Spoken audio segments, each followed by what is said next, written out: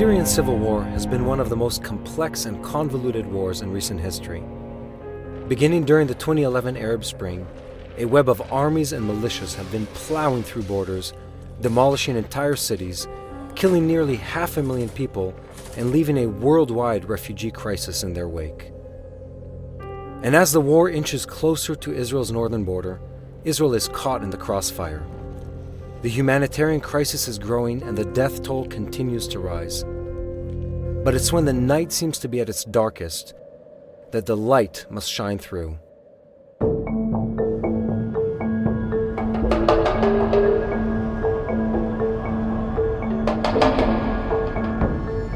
We're on our way to the Israeli-Syrian border crossing.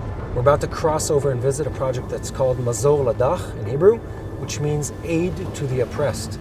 It's an American organization called Friendships that has set up a field hospital outside of the Israeli border, helping Syrian refugees. And we're about to cross over and really find out what's happening on the other side of the fence.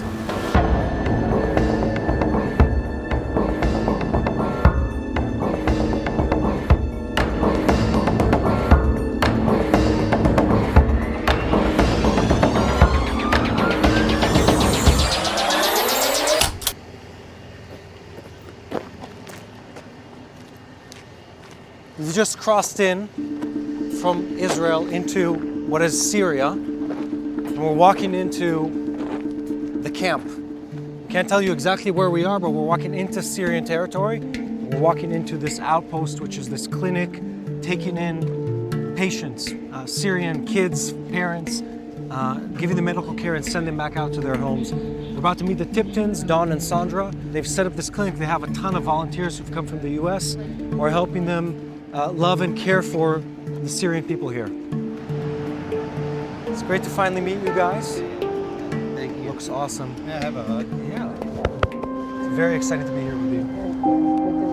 Awesome. We came to Israel, 2 years ago? And we decided to cross the border and look at the Syrian situation in the camps. And what we saw there shocked us.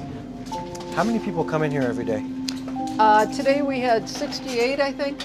That's about average. We saw beautiful UN camps, but they were run with a Muslim Sharia law, and there was a huge population outside of the camp that wouldn't go in and live under that rule.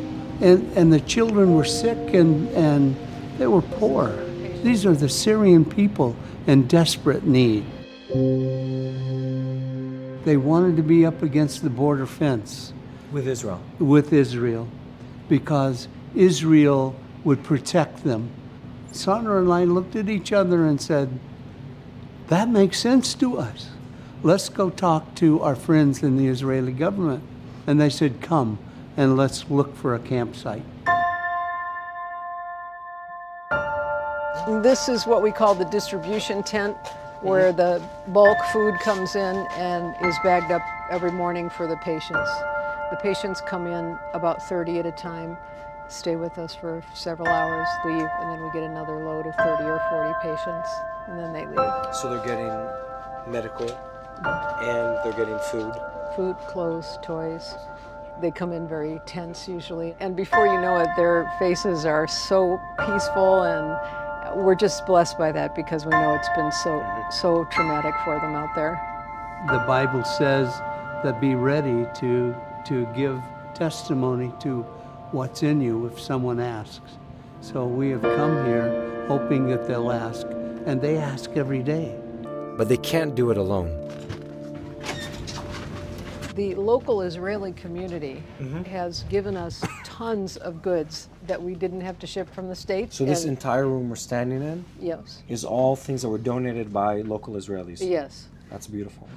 But this isn't your average humanitarian crisis. For many of them, the medical care they need can only be found in Israel. And that's where the IDF comes in. In 2013, it was the first time that we have seen civilian Syrians from the other side coming to the fence and ask for help. The soldiers on the fence decided to evacuate them into Israel hospitals to give them the help. In June 2016, we have established the Good Neighbor Project.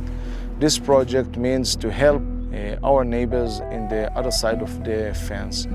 Night by night, we are providing them many things like medicines and health equipment, food. We provide them diesel. You can use it to work the generators and the hospitals and the wells.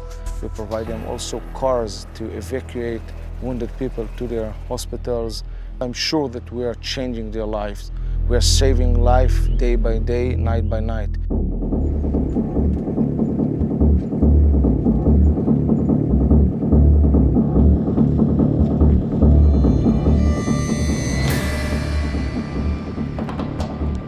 Every night when we are going to the fence and opening the fence, we are risking our lives. This is the state of enemy. The regime is not like what we are doing there. I'm so proud to be involved in this humanitarian mission to help the weak.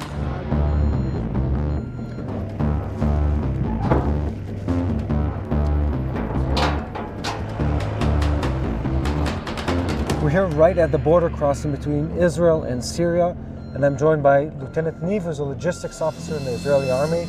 Niv, can you just explain what's happening, what all that noise is behind us? מה שאנחנו רואים פה זה משאית עם ציוד הומניטרי, 8 טון מזון, סוכר, שמן, חומוס ומשטח טיטולים. כל זה מגיע לצד השני לטובת סיוע הומניטרי לאזרחים הסורים.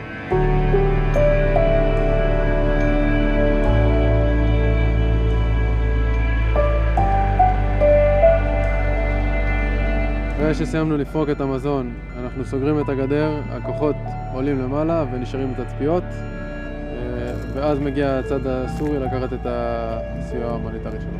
And how often does this happen? מבצעים כאלה קורים כל לילה, לפעמים פעמיים ושלוש. With no end to the Syrian civil war in sight, Dawn, Sandra, and the IDF are trying to make sure the light of God and the light of life have a chance, starting with those who need it most.